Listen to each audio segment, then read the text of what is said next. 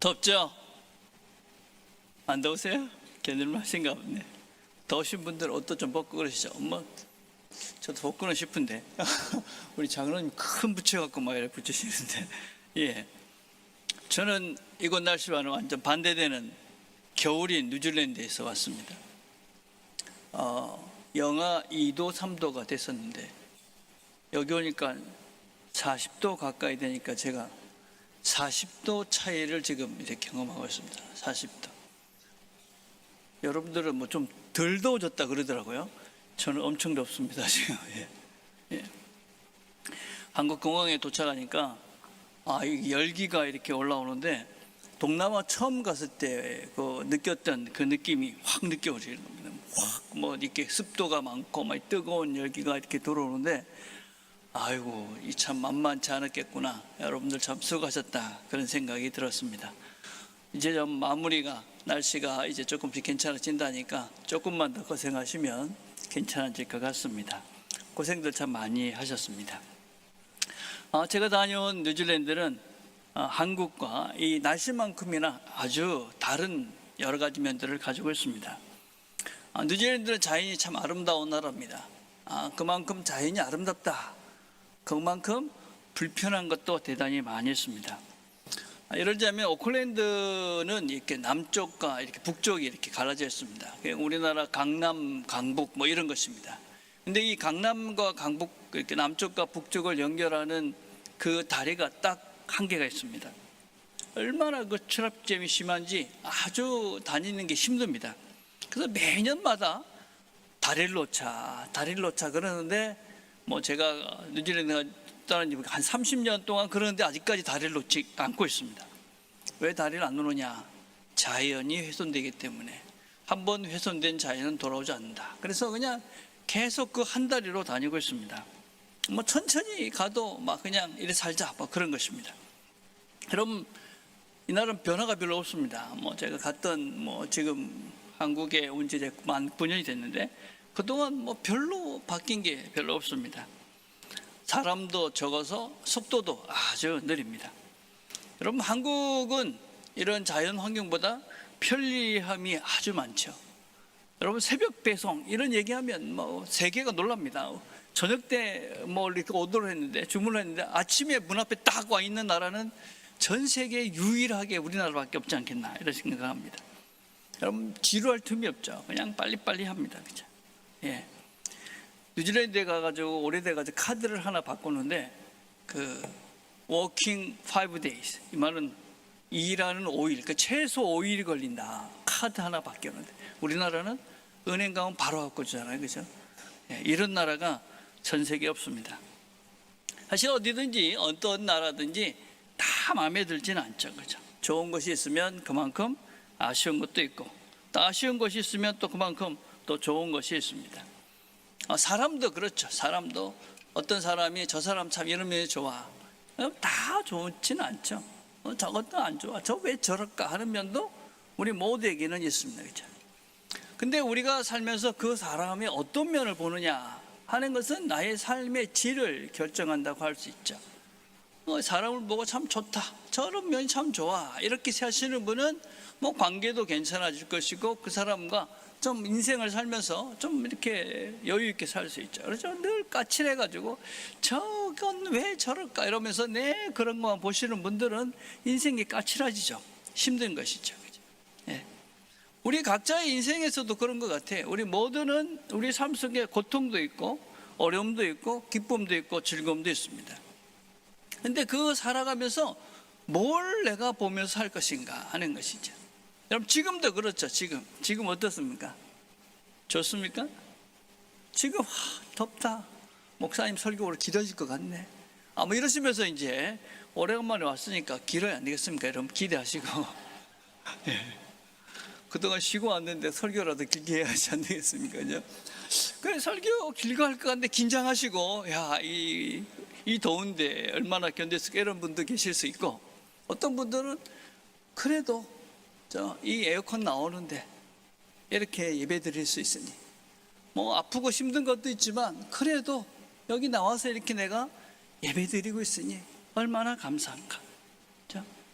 우리가 무엇을 보며 살 것인가? 무엇을 보며, 무엇을 우선하며 살 것인가?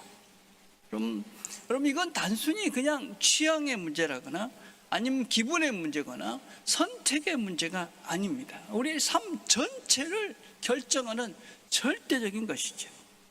제가 몇 주 전 우리 주보에 거룩한 책 읽기에 이런 글을 실었습니다. 미국의 사회학자 로버트 머튼은 자기 충족적 예언이라는 개념을 이야기했습니다. 자기 충족적 예언이 뭐냐?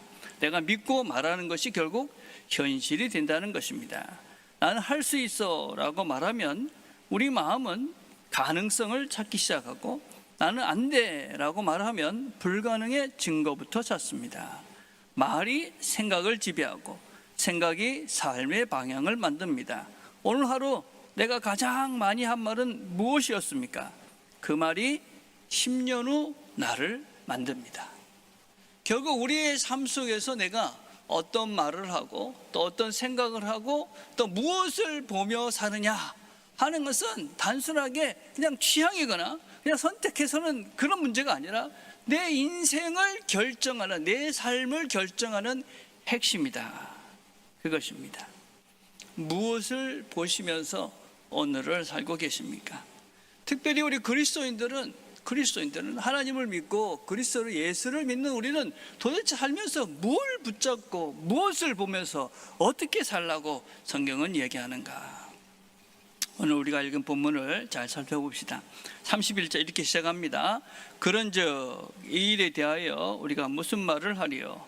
만일 하나님이 우리를 위하시면 누가 우리를 대적하리요? 그런즉, 이 말은 앞에 여러 가지 말들을 이렇게 이어받는 접속사입니다. 그러니까, 그러므로, 그런 말이죠. 바울은 지금 허공에다 대고 이렇게 괜찮다 그런 얘기하는 것이 아니라 근거가 있다. 너희들이 이렇게 해야 되는 근거가 있다. 그게 뭐냐? 그 앞에 있는 말씀입니다. 30절입니다. 또 미리 정하신 그들을 또한 부르시고 부르신 그들을 또한 의롭다 하시고 의롭다 하신 그들을 또한 영화롭게 하셨느니라.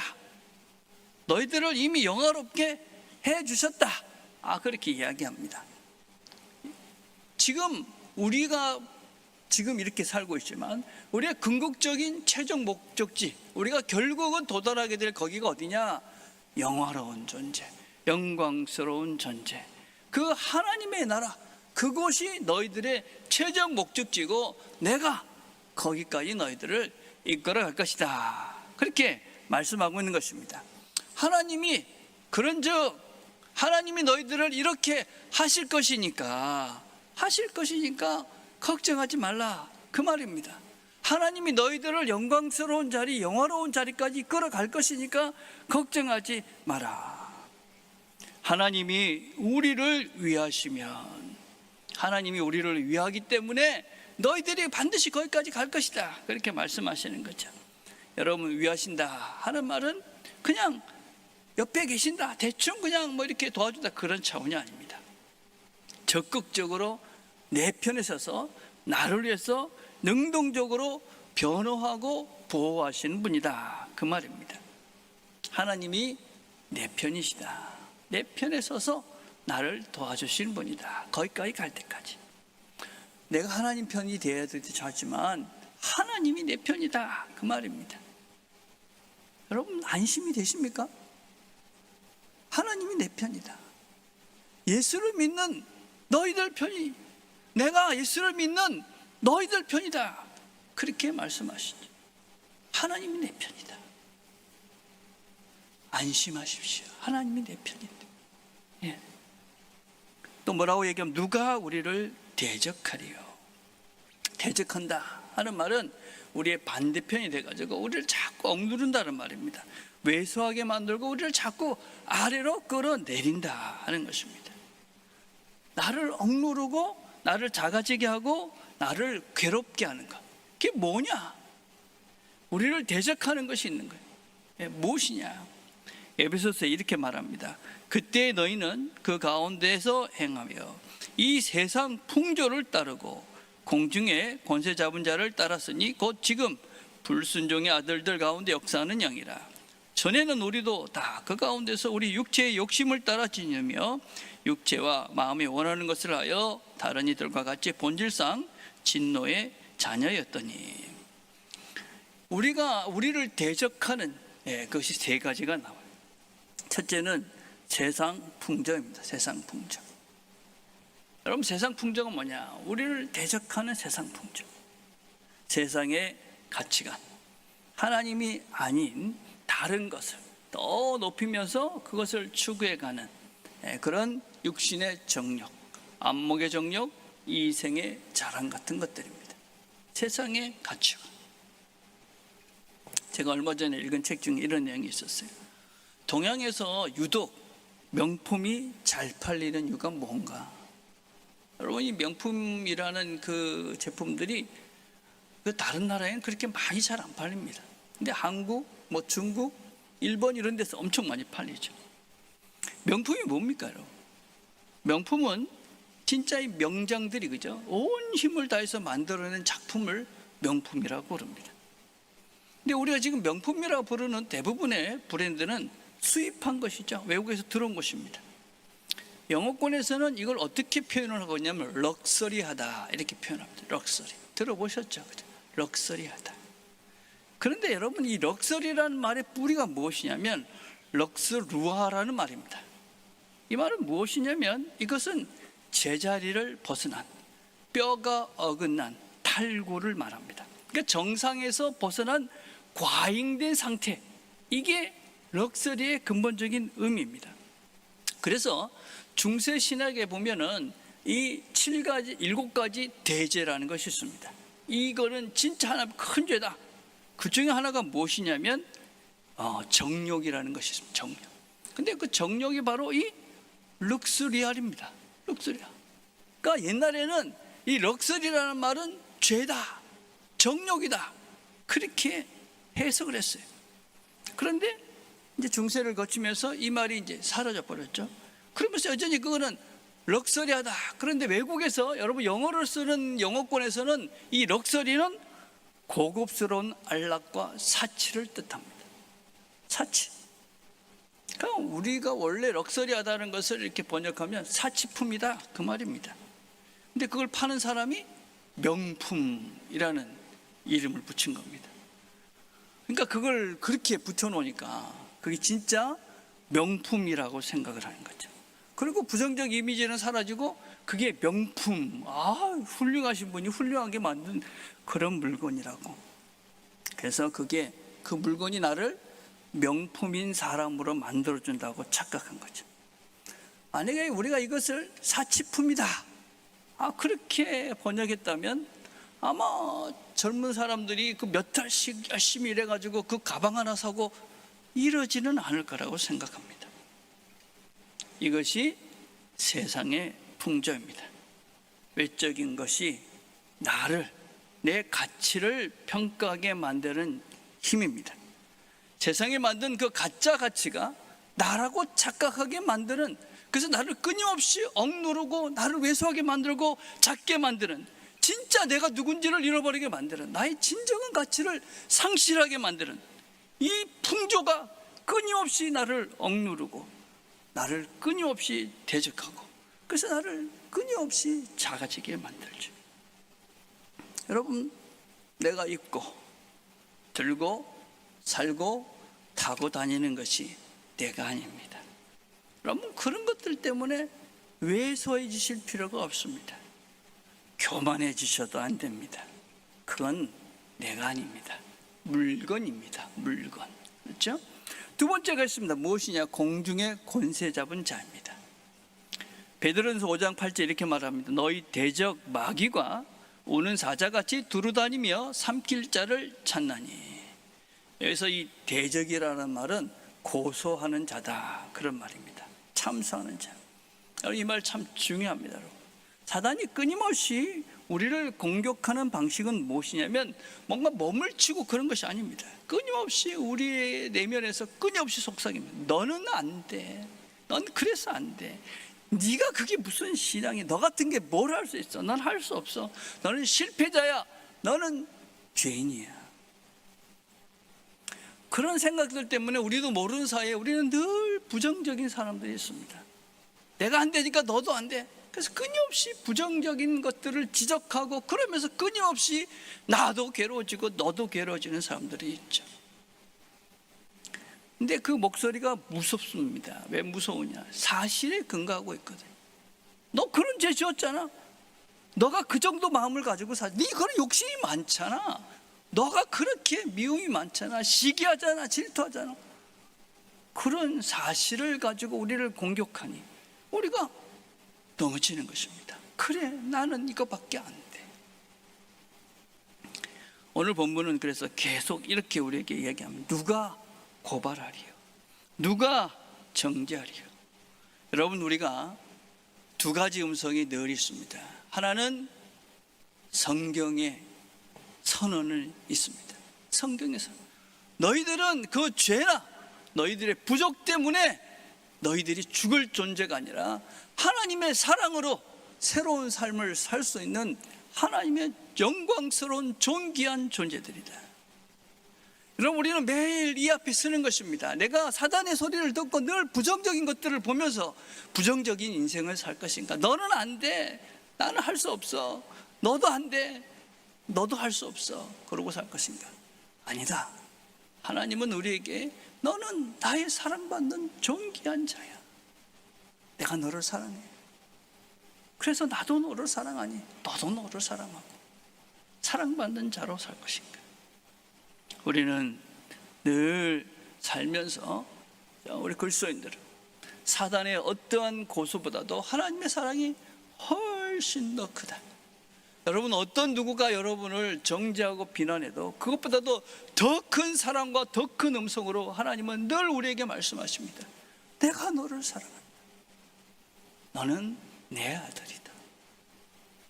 여러분, 살면서 이 음성을 들으시며 살길 바랍니다. 또 하나의 대적이 있습니다. 가장 다루기 어렵습니다. 내 안에 있는 내 자신이죠. 갈라디아서 5장 17절 이렇게 말합니다. 육체의 소욕은 성령을 거스리고 성령의 소욕은 육체를 거스리하니 이 둘이 서로 대적함이라. 대적. 바깥에만 있는 것이 아니라 우리 안에도 있다는 것입니다. 육체가 뭘 원합니까? 우리 육체는 끊임없이 편안한 삶, 안락한 삶, 그런 게으른 삶을 살기를 원합니다. 여러분, 게으르다는 말이 뭔가를 안 하고 맨날 잠만 자는 것이라고 생각해서는 안 됩니다. 게으르다는 것은 할 거를 안 하는 것입니다. 할 거. 내가 목사가 뭘 해야 되는지 그 할 거를 안 하는 것은, 내가 열심히 다른 것 열심히 해도 목사로서 내가 할 것을 안 하는 것이 게으른 것입니다. 사단은 끊임없이 우리를 게으르게 만듭니다. 장로님들이, 권사님들이, 집사님들이 뭘 해야 되는가? 아빠로서 나는 뭘 해야 되는가? 엄마로서 나는 뭘 해야 되는가? 그것을 안 하는 것이 게으른 것입니다. 우리는 끊임없이 게으르집니다. 여러분, 편안함 자체가 문제는 아닙니다. 그러나 이 편안함이 삶의 목적이 되어지면 그 다음부터 우리는 무감각해집니다. 영적으로 둔감해집니다. 그리고 제일 무서운 것은 무엇이냐면 이 둔감해졌는데도 자기가 둔감해진 것을 모르는 것입니다. 게을러져서 자기가 해야 될 일이 있는데 하지 않는데도 그것이 자기가 해야 될 일인지도 모르고 안 하면서도, 여러분, 그거 내가 지금 게을러졌구나를 눈치채지 못하는 것입니다. 그게 변화가 없는 것이죠. 여러분, 요한계시록에 보면 라오디게 교회가 바로 그런 교회였습니다. 이 교회는 부유하고 넉넉한 성도들의 교회였습니다. 3장 10절 이렇게 말합니다. 계시록 3장 17절에 내가 말하기를 나는 부자라, 부유하여 부족한 것이 없다 하나 내 공고한 것과 가련한 것과 가난한 것과 눈먼 것과 벌거벗은 것을 알지 못하는다. 내가 너를 권하노니 내게서 불로 연단할 금을 사서 부유하게 하고 흰옷을 사서 입어 벌거벗은 수치를 보이지 않게 하고 안약을 사서 눈을 발라 보게 하라. 알지 못하는도다. 모르는 것입니다. 여러분, 얼마나 무서운 것인지 모릅니다. 벌거벗었는데 내가 영적으로 지금 벌거벗었는데, 게으른 상태에 있는데, 아무것도 하지 않으면서 하나님 보시기에 벌거벗었는데 모르는 것입니다. 모르는 것입니다. 그냥 편안함에 속아서, 부유함에 속아서, 넉넉함에 속아서, 세상 풍조에 속아서 이 정도면 괜찮지 않아 하고 끊임없이 게으러져 가고 있는 것입니다. 주님께서는 이 교회에게 세 가지를 사라고 권하시죠. 불로 연단한 금입니다. 불로 연단한 금이라는 것은 고난을 통과하여 검증된 믿음을 말합니다. 고난. 여러분, 고난은 다 어려운 것이고 우리가 겪기 싫은 것입니다. 그러나 불로 연단한 금을 통하지 않고는 우리가 정결하게 되지 않습니다. 그 연단의 과정을 겪지 않고는 우리는 스스로가 새로워지지 못합니다. 흰 옷을 입으라고 그럽니다. 그리스도께서 입혀주시고 인도하는 의로운 삶입니다. 그리스도께서는 우리를 이 흰 옷을, 영광스러운 아름다운 삶으로 인도해 가십니다. 안약을 사라. 성령께서 주시는 영적 분별력입니다. 나를 볼 수 있는 눈입니다. 나를 볼 수 있는, 성령께서 지금 내 모습을 보시면서 무엇이라고 하실까? 여러분, 남자들이 모이면 군대 얘기를 하죠. 왜 할까요? 고생을 많이 해서 그렇습니다. 힘들었기 때문이죠. 인생을 살면서 어떤 얘기를 많이 하세요? 힘들었던 순간들을 하죠. 그 시간이 지나면 우리가 조금 잘하기 때문에 그렇습니다. 시편 기자가 이렇게 말하죠. 고난 당한 것이 내게 유익이라. 고난 자체가 좋은 것은 아닙니다. 그러나 우리가 명심해야 될 것은 무엇이냐? 힘든 일은 반드시 의미가 있다. 힘든 일은, 어려운 일들은 반드시 의미가 있다. 가치가 있다. 그래서 우리가 힘들다고 포기하거나, 힘들다고 보지 않고 그냥 넘어가거나, 그냥 힘들기 때문에 다 안 하고 살면 성장하지 않고 성숙되지 못하고 믿음이 자라지도 않습니다. 고난이 올 때, 힘들 때 생각을 바꾸셔야 됩니다. 이 연단을 넘으면 그리스도께서 인도하시는 의로움을 삶을 살 것이고, 우리가 삶 속에서 바른 것을 볼 수 있는 분별력이 생긴다. 우리 지금 욥기를 하고 있습니다. 날마다 행복한 묵상 하시는 분도 있고 안 하시는 계시겠지만 한번 보십시오. 욥. 우리가 이해할 수 없는 고난이 있습니다. 그러나 하나님은 더 큰 계획이 있었습니다. 영광스러운 그런 계획이 있습니다. 우리의 삶 속에서 우리가 공고하고 가련하고 가난하고 그럴 때 하나님께서는 그것을 우리를 무너뜨리라고 하시는 것이 아니라 우리의 벌거벗은 것들이 있음을 깨닫게 하시고 새로운 길들을 걸어가기 위한 하나님의 배려다. 그럼 하나님께서 우리 편이라는 것을 우리가 어떻게 압니까? 여러분, 하나님이 우리 편이다, 하나님이 나를 어떻게 알 수 있습니까? 내 기분으로, 아니면 내 상황이 뭐 잘 되면? 그렇지 않습니다. 여러분, 바울은 흔들리지 않는 증거를 내어놓습니다. 자기 아들을 아끼지 아니하시고 우리 모든 사람을 위하여 내주시니까 어찌 그 아들과 함께 모든 것을 우리에게 주시지 아니하겠느냐.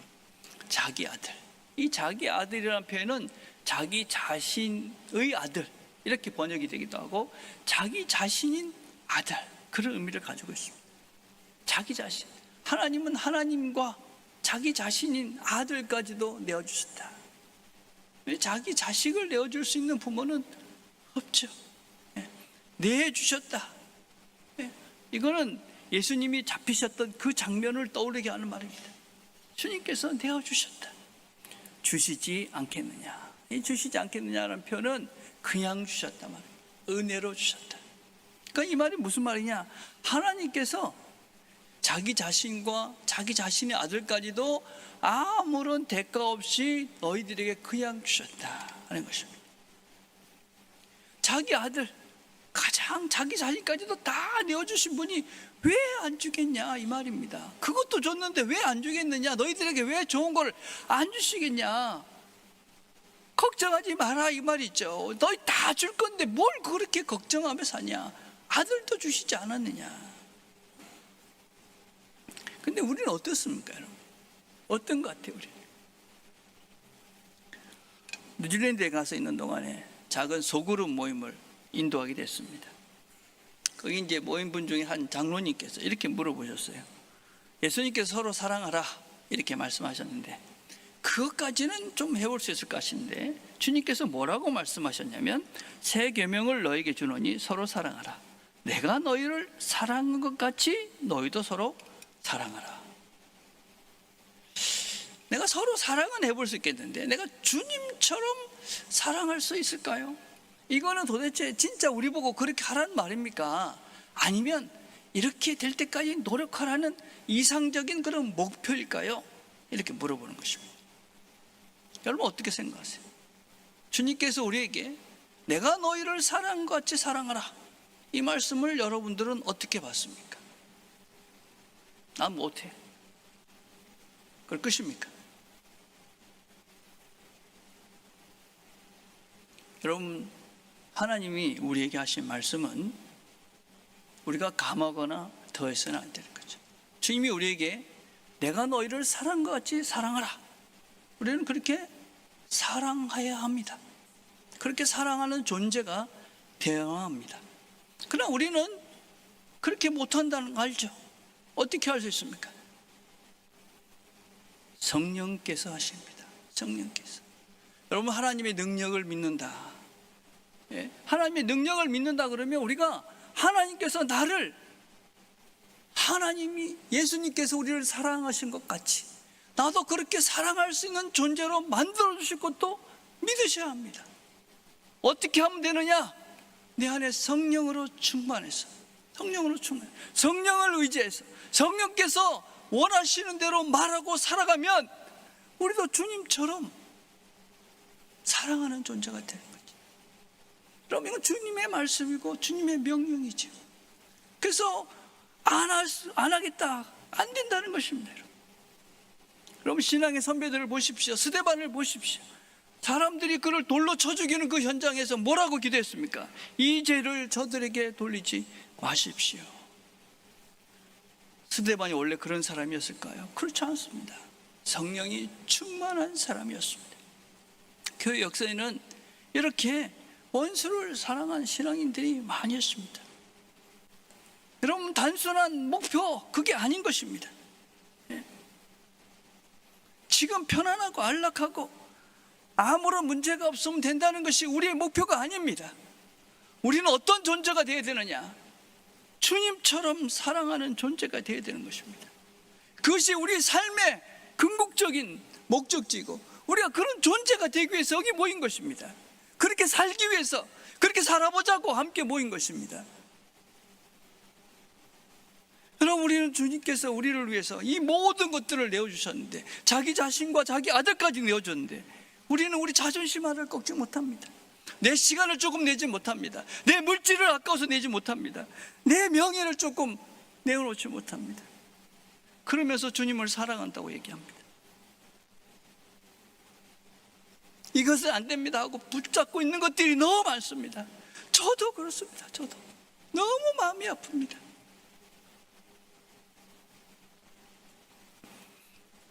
하나님이 자기 자신과 아들까지 내어주신 그 모든 것을 내어주신 분 앞에 우리는 하나님, 이건 안 됩니다.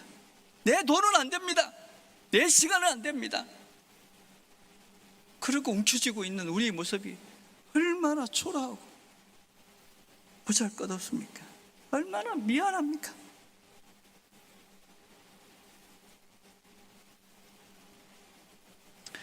우리 주님께서 우리를 사랑하는 것만큼 우리 손이 펴집니다. 주님이 정말 우리를 사랑했다는 것을 아는 것만큼 우리는 사랑하며 살 수 있습니다. 여러분, 그 사랑의 크기가 하나님이 모든 것들을 주시는 통로입니다. 우리가 그 하나님을 그 사랑을 우리가 알지 못하고 살지 못하는 한 우리는 하나님께 아무것도 받을 수가 없습니다. 하나님을 사랑하는 자, 그 뜻대로 부르심을 입은 자들에게는 모든 것들이 협력하여 선을 이룹니다. 하나님을 사랑하는 것만큼 하나님은 우리에게 그 모든 것들을 주신다고 약속하십니다. 그러나 우리는 종종 실패하고 넘어집니다. 그럴 때 또 기억하셔야 됩니다. 33절과 34절 이렇게 말합니다. 누가 능히 하나님께서 택하신 자들을 고발하리요, 의롭다 하신 이는 하나님이시니 누가 정죄하리요. 죽으실 뿐만 아니라 다시 살아나신 이는 그리스도 예수시니 그는 하나님 우편에 계신 자여 우리를 위하여 간구하시는 자시니라. 여러분, 우리가 주님처럼 사랑하는 거 만만치 않죠. 만만치 않습니다. 넘어집니다. 그럴 때 우리가 다시 한번 기억할 것이 있습니다. 죽으셨다. 그분이 우리를 위해서 죽으셨다. 그 고난을 당하시고 죽으셨다. 다시 살아나셨다. 그 죄를 이기고 살아나셨다. 너희들의 실패를 딛고 일어나신 그분이 있다. 하나님 우편에 앉아 계신다. 그래, 지금도 우리를 위해서 간구하신다. 우리를 위해서 끊임없이. 여러분이 간구하신다. 우리를 위해서 간구하신다. 몇 주 전에 제가 설교할 때 했던 건데 기억이 나실지 모르겠습니다. 로마서 8장 26절 이렇게 말씀하시죠. 이와 같이 성령도 우리의 연약함을 도우시나니 우리는 마땅히 기도할 바를 알지 못하나 오직 성령이 친히 말할 수 없는 탄식으로 우리를 위하여 친히 간구하시느니라. 성령이 하나님의 뜻대로 성도를 위하여 간구하십니다. 성령께서 우리 안에서 끊임없이 우리를 위해서 기도하시고, 하나님은, 우리 주님께서는, 예수님께서는 지금 우리를 위해서 그 피를 흘린 그 핏자국에 그 손을 모아서 하나님 옆에서 우리를 위해서 지금 간구하고 계신다. 성령께서도 우리를 위해서 간구하시고, 우리 안에서 주님께서는, 예수님께서는 하나님 옆에서 끊임없이 우리를 위해서 기도하신다.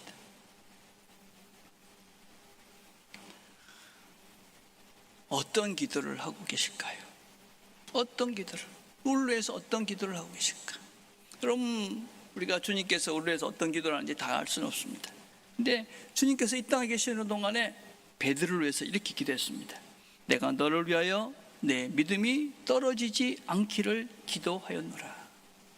여러분, 이 말씀은 우리가 실패하지 않는다는 말이 아닙니다. 실패해도 그 믿음에서 떨어지지 않기를, 여전히 실패해도 나를 믿고 나와 함께 그 길을 가기를 원한다 하는 말씀입니다. 주님께서는 우리를 위해서 끊임없이 기도하십니다. 실패해도 일어나라고, 다시 시작하라고 우리를 위해서 기도하신다는 것입니다. 여러분, 그래서 우리의 기도관이 바뀌셔야 됩니다. 기도를 좀 바꿔가셔야 됩니다. 어떻게 바꿔가야 되냐? 로안 윌리엄스라는 대주교는 기도라는 것이 무엇인지를 이렇게 말했습니다. 기도는 우리가 먼저 시작해서 하나님을 설득해내는 일이 아니라 이미 진행되고 있는 아들과 아버지 사이의 대화 속으로 성령이 우리를 데려가시는 일이다. 예수님께서 지금 하나님께 우리를 위해서 간구하십니다. 성령님은 우리가 그 하나님과 예수님 사이에 있는 그 기도를 우리 마음에 불어넣으셔서 우리가 그 하나님께서, 예수님께서 기도하시는 내용을 우리로 알게 하셔서 그 기도를 하게 하신다 하는 것입니다. 그래서 이렇게 말했습니다. 기도는 우리가 침묵을 깨고 있는 것이 아니다. 이미 흐르고 있는 대화에 뒤늦게 합리하는 것이다. 여러분, 기도한다는 것은 무엇이냐? 성령께서, 예수님께서 하나님과 함께하는 그 대화의 자리에 우리가 동참하는 것이 기도입니다. 그래서 여러분, 기도를 그냥 내 마음대로 하는 것이 아니라 성령께서 나를 위해서 무엇을 기도하실까? 그것들을 우리가 깊이 묵상하시면서 기도하신다면 우리의 모든 기도는 반드시 응답받는 것입니다. 여러분, 한번 이런 생각을 해보십시다. 여러분, 군대를 간 자녀들을 생각해 보십시오. 자녀들을 위해서 부모는 끊임없이 기도합니다. 아이는 뭐 군대 간 부모가 자기를 위해 기도하는지 모르죠. 그러나 그 기도는 이어지는 것이죠. 그러나 이런 어머니의 기도는 한계가 있습니다. 어머니는 늙고 돌아가십니다. 그러나 우리를 위한 예수님의 기도에는 끝이 없다. 그분은 항상 살아계십니다. 그리고 지금 우리를 위해서 끊임없이 기도하십니다. 우리가 그 하나님의 사랑에 충만해지기를, 우리가 하나님의 사랑으로 새로운 생명을 살아가기를, 고난 중에서도 믿음으로 승리하기를, 그리고 그것보다 더 큰 사랑으로 새로워지기를, 불로 연단한 금을 사서 안약을 발라서 영적인 분별력을 가지고 이 땅의 삶들을 믿음으로 승리하며 살아가기를, 주님께서는 우리 위해서 기도하십니다. 여러분들은 지금 무엇을 보면서 살고 계십니까? 무엇을 보십니까? 무엇을 보십니까? 세상의 자랑거리들을 보십니까? 채워지지 않는 욕망을 보십니까? 그러나 성경은, 하나님은 우리에게 무엇이라고 말씀하시느냐? 기분 좋은 상상을 하라고 얘기하는 것이 아닙니다. 일어난 사실을 보라. 하나님께서 너희들을 위해서 하신 십자가를 기억하고, 부활을 기억하고, 하늘에 승천하신 그분을 기억하고, 지금도 중보하고 계시는 그 주님을 바라보라.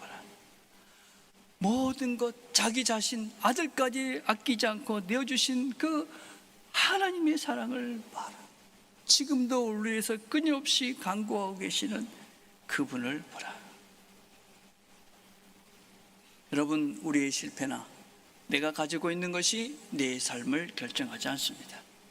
우리의 삶은 하나님의 사랑이 우리를 결정하시는 것이고, 우리는 그 하나님의 사랑만큼 우리의 삶은 사랑으로 충만한 삶을 살게 될 것입니다. 그 사랑이 우리를 지금 에워싸고 있습니다. 하나님이 우리를 위하시는데 누가 우리를 대적하겠습니까? 하나님의 사랑을 기억하시며 삽시다.